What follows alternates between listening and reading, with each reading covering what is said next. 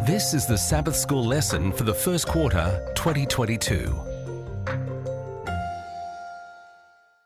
Welcome to Lesson 4, Jesus Our Faithful Brother, ready for teaching on January 22. It's from the series In These Last Days, The Message of Hebrews, authored by Dr. Felix Cortes, Associate Professor of New Testament Literature in the Seventh-day Adventist Theological Seminary at Andrews University. And I'm your reader for today, Dr. Percy Harrold. Friday, January 21. Hebrews 2:13 contains the words of Jesus to his Father talking about his brethren, writes Patrick Gray in Godly Fear, the Epistle to the Hebrews and Greco-Roman Critiques of Superstition, page 126. Here am I and the children God has given me. That's Hebrews 2:13.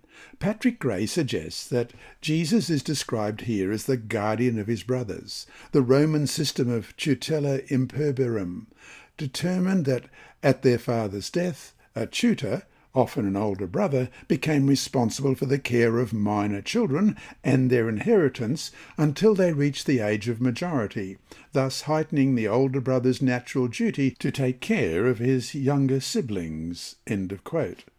This explains why Hebrews refers to us both as the siblings of Jesus and as his children, as our older brother Jesus is our tutor, our guardian and protector. In Selected Messages, Book 1, page 253, Ellen White writes, Christ came to the earth taking humanity and standing as man's representative to show in the controversy with Satan that man, as God created him, connected with the Father and the Son, could obey every divine requirement. And from the same author, the book Desire of Ages, page 649, in his life and lessons, Christ has given a perfect exemplification of the unselfish ministry which has its origin in God. God does not live for himself. By creating the world and by upholding all things, he is constantly ministering for others. He maketh his sun to rise on the evil and on the good, and sendeth rain on the just and on the unjust, we read in Matthew 5:45. This idea of ministry God has committed to his Son. Jesus was given to stand at the head of humanity, that by his example he might teach what it means to minister. And that brings us to our discussion questions for this week, and there are 3 of them. 1. Hebrews tells us that Jesus became our brother in order to save us. Think about what that means in terms of what God did in order to save us. Why then would turning our back on this amazing reality be such a tragic mistake? 2.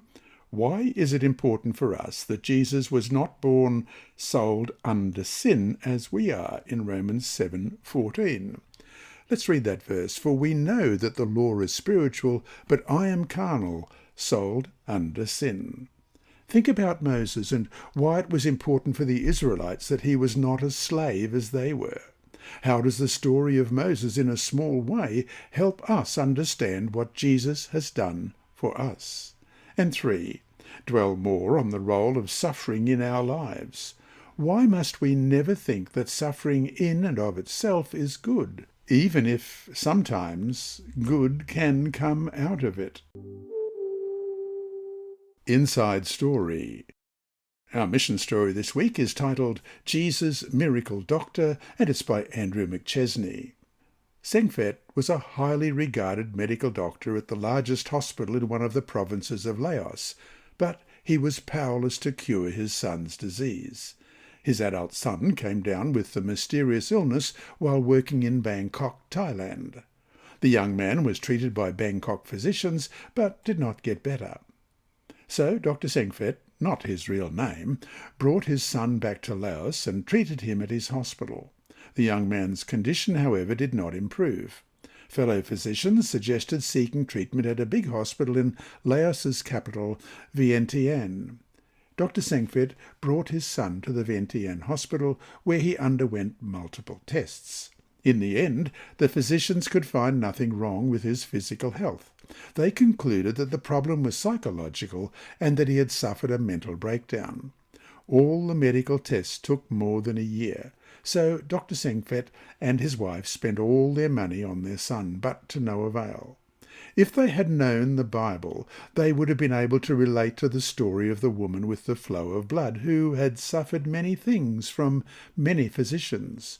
She had spent all that she had and was no better, but rather grew worse.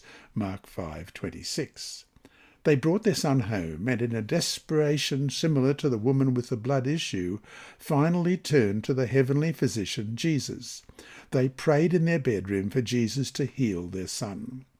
As they prayed, their son walked into the bedroom. "What happened?" he asked. "Why do I feel peace all of a sudden?" Dr. 𝐶𝐎 and his wife kept praying. Then the son had what he described as a vision. He saw an evil spirit leaving his body, saying, "I can no longer stay because Jesus has laid claim over your life. You belong to Jesus." That day, the son returned to normal, and Dr. 𝐶𝐎 and his family started worshipping Jesus. For months, Dr. 𝐶𝐎 made no secret about his love for Jesus, telling everyone who would listen, "Dr. Jesus Christ healed my son and my family, and I have accepted him as my Saviour." After some time, however, Dr. 𝐶𝐎 stopped worshipping Jesus. He seemed to forget how Jesus had healed his son, and he returned to his former ways. Please pray for him and the others who have been touched by Jesus but no longer worship him. Please pray that they will return to him again.